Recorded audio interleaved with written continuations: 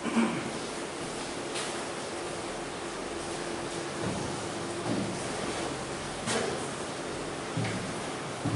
Students, अभी हम लोग 2 डायमेंशनल कोऑर्डिनेट ज्योमेट्री का स्ट्रेट लाइन का स्टडी कर रहे हैं हम लोग।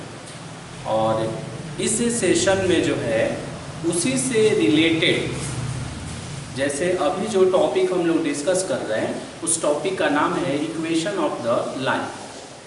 Equation of the line in different form. Okay, तो उसी को अभी हम लोग डिस्कस करेंगे। बहुत सारे फॉर्म को आपने ऑलरेडी पढ़ा है और इस सेशन में हम लोग इक्वेशन ऑफ द लाइन का एक और स्पेशल फॉर्म का स्टडी करेंगे और उस स्पेशल फॉर्म का नाम है इंटरसेप्ट फॉर्म। आप देख रहे होंगे कि इक्वेशन ऑफ द लाइन जो है फाइंड करने के बहुत सारे फॉर्म हैं और उसी फॉर्म में एक है इंटरसेप्ट फॉर्म। तो इस सेशन में हम लोग इंटरसेप्ट फॉर्म का डिस्कशन करेंगे। ओके,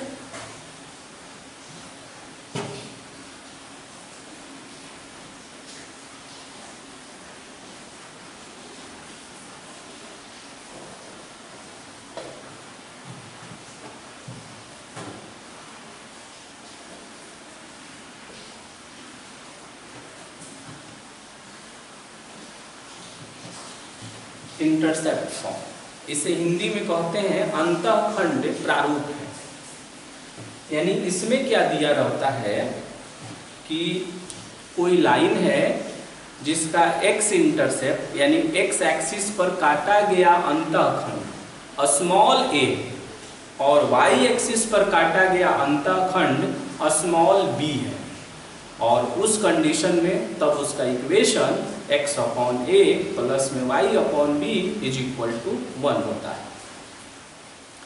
हमेशा ध्यान रखेंगे कि किसी भी इक्वेशन को जब हम डेराइव करते हैं उसमें स्लोप ही इम्पोर्टेंट रोल प्ले करता है। और दूसरी बात, पीछे का हम लोग जितने सारे यानी प्रीवियस लेक्चर के जितने सारे फॉर्म हम लोग स्टडी किए हैं वो सब उसमें की रोल प्ले करता है। तो अभी हम लोग पढ़ेंगे इंटरसेप्ट फॉर्म और इंटरसेप्ट फॉर्म का स्टेटमेंट क्या है।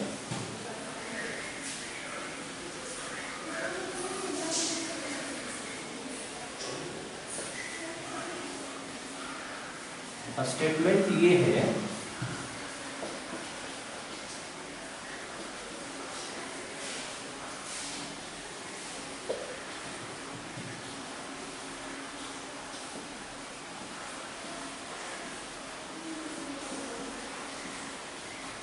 equation of a line having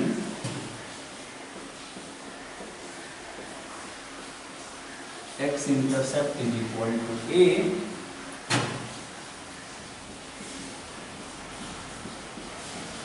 y intercept is equal to b is x upon a plus में y upon b और इज इक्वल टू 1। ये भी लीनियर इक्वेशन है। भले ही ये x बाई ए है प्लस में y बाई बी है इज इक्वल टू 1 है, बट है ये भी लीनियर। लीनियर कैसे कहेंगे कि x का पावर 1 और y का पावर 1 है। तो जब x का पावर 1 होता है और y का पावर 1 होता है तो इसे हम कहते हैं लीनियर। क्या कहते हैं इसे हम? लीनियर। यानी यहाँ x का पावर 1 है और y का पावर यहाँ पर 1 है तो इसे हम कहते हैं लीनियर। यानी किसी भी लाइन का इक्वेशन जिसमें x इंटरसेप्ट स्मॉल a होगा और y इंटरसेप्ट स्मॉल b होगा उसका ये होगा x अपॉन a प्लस में y upon b is equal to 1। And we should always remember, यानी हमें इस बात को हमेशा ध्यान रखना चाहिए, याद रखना चाहिए कि यहाँ x का कोफिशिएंट 1 होता है और y का जो कोफिशिएंट है वो भी 1 होता है और RHS में भी 1 होना चाहिए। ऐसा इसलिए कि जब तक यहाँ 1 नहीं होगा तब तक हम डिसाइड नहीं कर पाते हैं कि उसका x इंटरसेप्ट क्या होगा और y इंटरसेप्ट क्या होगा। यानी x के नीचे जो होता है वो x इंटरसेप्ट है और y के जो नीचे में होता है वो y इंटरसेप्ट होता है। और RHS इसका 1 है। ये करेंगे, इसे अभी हम डेराइव करेंगे जो बहुत ही सिंपल है। और उसके बाद जब हम इसे डेराइव करेंगे तो हम दिखाएंगे कि अगर लाइन का जो स्टैंडर्ड इक्वेशन है ax + by + c = 0, उसे हम इंटरसेप्ट फॉर्म में ट्रांसफर कर सकते हैं। ट्रांसफर मीन्स कि उसे हम ट्रांसफॉर्म कर सकते हैं। अब हम इसका देखते हैं कि डेरिवेशन क्या है। यानी मुझे वैसे लाइन का इक्वेशन निकालना है जो x एक्सिस पर a अंतःखंड काटती है और y एक्सिस पर b अंतःखंड काटती है, तो उसका इक्वेशन ये मुझे प्रूफ करना है। अब इसका जब हम प्रूफ करेंगे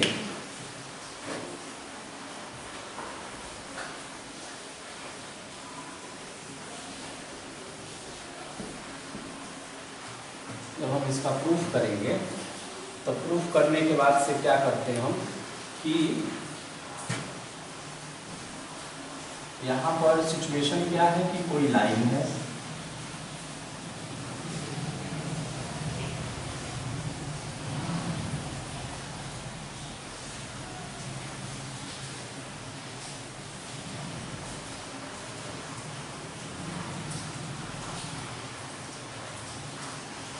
और ये है मेरा ऑरिजिन।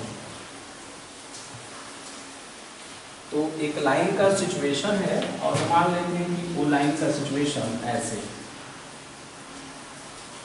और ये लाइन x एक्सिस पर जो इंटरसेप्ट कट कर रही है वो स्मॉल a है और y एक्सिस पर जो इंटरसेप्ट कर रही है वो स्मॉल b है। इसको हम कैपिटल A मान लिए और यहाँ पर हमने कैपिटल B मान लिया, और उसी लाइन का इक्वेशन मुझे डेराइव करना है।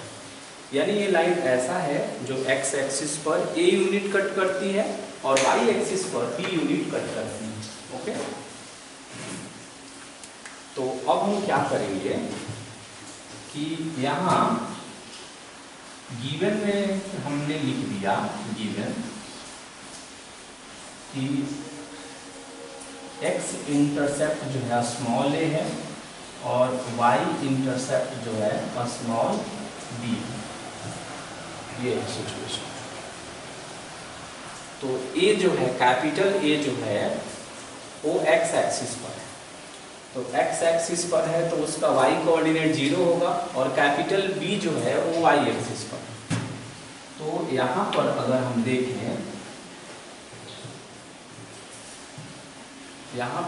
देखें तो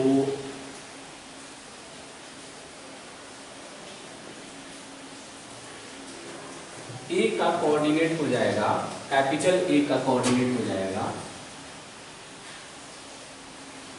a,0, क्योंकि x एक्सिस पर है। और आपने पढ़ा होगा कि x एक्सिस पर अगर कोई पॉइंट होता है तो उसका y कोऑर्डिनेट 0 होता है।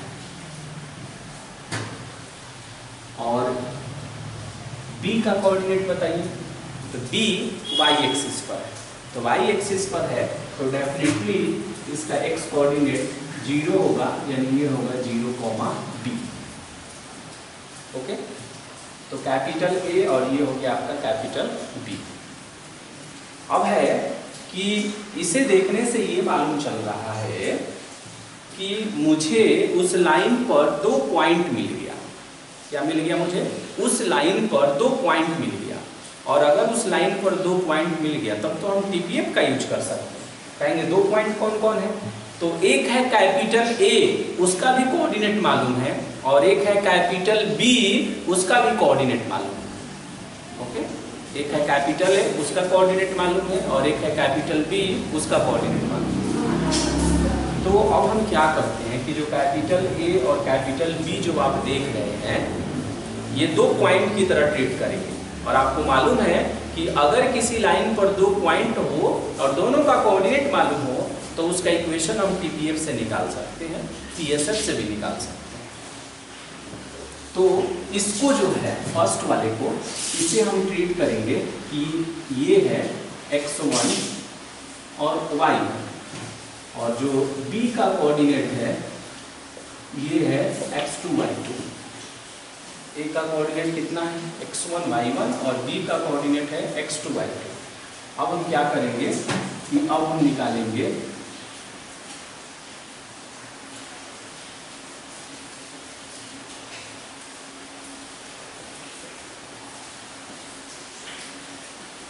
Equation of the line, equation of the line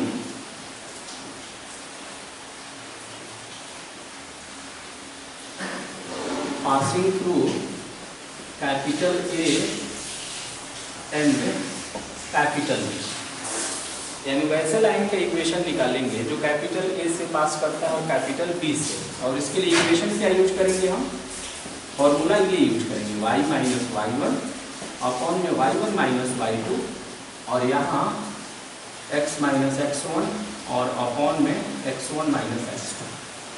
intercept form को हम लोग शॉर्ट में IF भी लिख सकते हैं। अब है कि यहाँ देखेंगे कि ये x और y क्या है, तो ये तो आप समझ रहे हैं कि एक मास्टर पॉइंट है, उस मास्टर पॉइंट का कोऑर्डिनेट होता है x, y।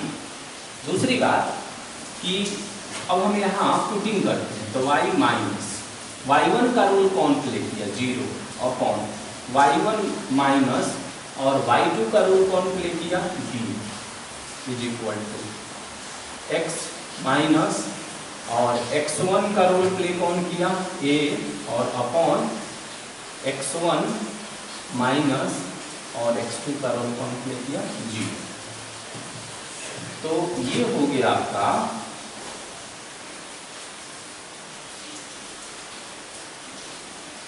y upon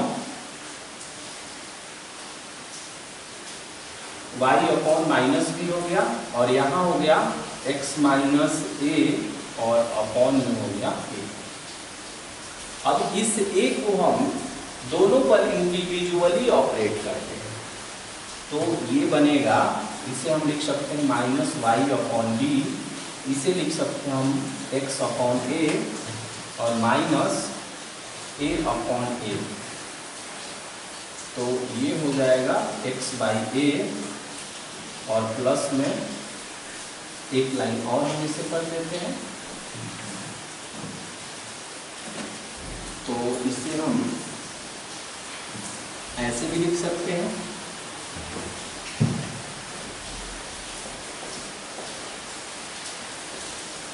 minus y upon b x upon a, और ये माइनस है, ए से ए अगर हम कैंसिल करेंगे तो ये होगा -1, तो ये होगा x अपॉन ए और प्लस में y अपॉन बी और is equal to 1, x upon a plus में y upon b is equal to 1 हो गया। और यही क्या हो गया, इसे ही हम ऐसा ही हमें प्रूफ करना था वहाँ कि कोई भी लाइन, एक लाइन है जो x एक्सिस पर स्मॉल a यूनिट कट करती है और y एक्सिस पर स्मॉल b यूनिट कट करती है, उसका equation x upon a plus y upon b is equal to 1 होगा। अब दूसरी बात यहाँ ये देखते हैं हम कि जब ये मुझे मालूम चल गया कि x इंटरसेप्ट ये है और y इंटरसेप्ट ये है इसका, तो दूसरी बात हमको ये देखना है यहाँ कि मैंने बोला कि किसी भी लीनियर इक्वेशन को आप ट्रांसफर कर सकते हैं, जैसे 4x माइनस 3y और प्लस में 7 इज इक्वल टू 0। इसे आप क्या कहेंगे, इसे कहेंगे कि ये linear equation of two variable का स्टैंडर्ड फॉर्म है, यानी दो चर वाले रैखिक समीकरण का ये मानक रूप है, और हम कह रहे हैं कि इसे इंटरसेप्ट फॉर्म में ट्रांसफर करेंगे, ट्रांसफॉर्म करेंगे। तो जब हम उसे इंटरसेप्ट फॉर्म में ट्रांसफॉर्म करेंगे तो मुझे ये जानना है कि उसका x इंटरसेप्ट कितना है, और फिर मुझे ये जानना है कि उसका y इंटरसेप्ट कितना है। ओके, तो यहाँ पर अब देखेंगे आप कि x इंटरसेप्ट और y इंटरसेप्ट की जब बात आएगी तो पहले हम इसे ऐसे लिखेंगे, 4x और माइनस में 3y और इज इक्वल टू हमने लिख दिया -7। अब देखिए आपको मालूम है कि RHS में 1 चाहिए, तो RHS में 1 चाहिए, तो फिर जो है इसे हम क्या कर देंगे कि डिवाइड कर देंगे, dividing by -7 on both sides, मतलब ये कि दोनों साइड में हम -7 से क्या करते हैं, डिवाइड करते हैं। तो जब डिवाइड करेंगे तो क्या आएगा, 4x - 3y और अपॉन में -7 और यहाँ हो जाएगा -7 अपॉन -7। अब जब हम इसे 4x अपॉन -7 और माइनस में 3y अपॉन -7 और यहाँ कितना हो गया 1, इसलिए मैंने -7 से डिवाइड किया क्योंकि मुझे इसे 1 बनाना है। अब दूसरी बात यहाँ क्या देखते हैं कि इसे हम ऐसे लिख सकते हैं कि नहीं, x upon -7 upon 4 plus y upon 7 upon 3 और इज इक्वल टू 1।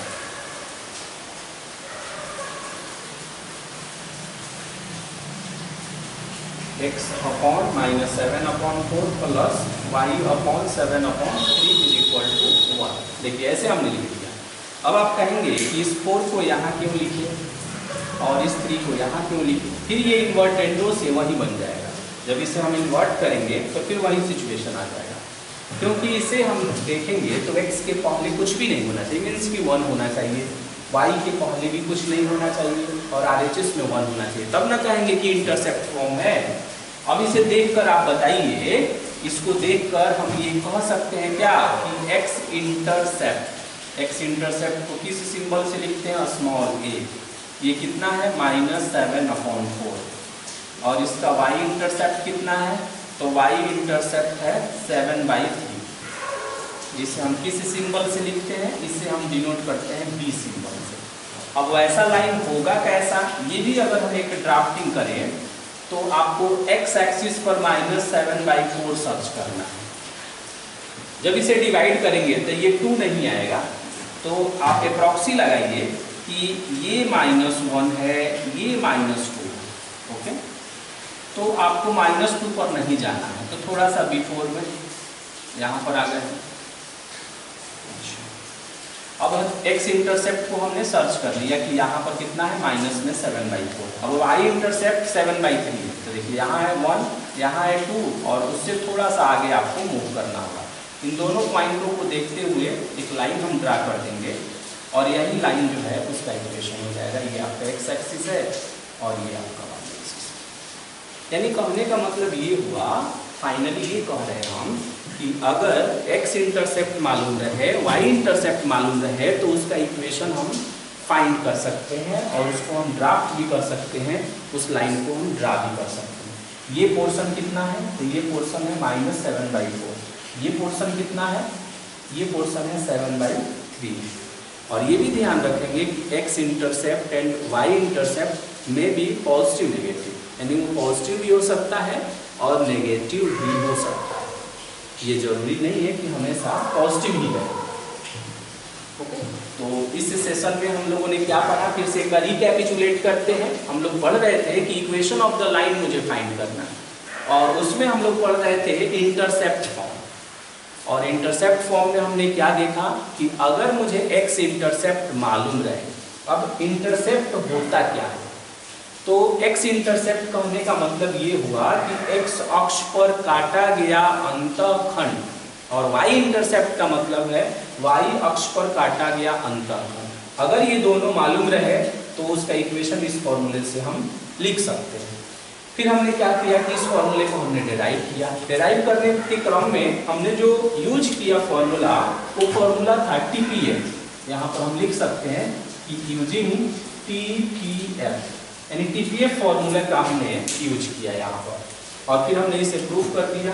फिर हमने आपको ये दिखाया कि कोई भी इक्वेशन को हम ट्रांसफॉर्म करके इंटरसेप्ट फॉर्म में लिख सकते हैं और एक एग्जाम्पल हमने लिखा और इसे ट्रांसफर करके हमने दिखाया कि इंटरसेप्ट फॉर्म में इसका x इंटरसेप्ट कितना है और y इंटरसेप्ट कितना है। फिर हमने उसी से एक ड्रा भी किया फिगर, जिससे मालूम चला कि ये एक लाइन है, ओके।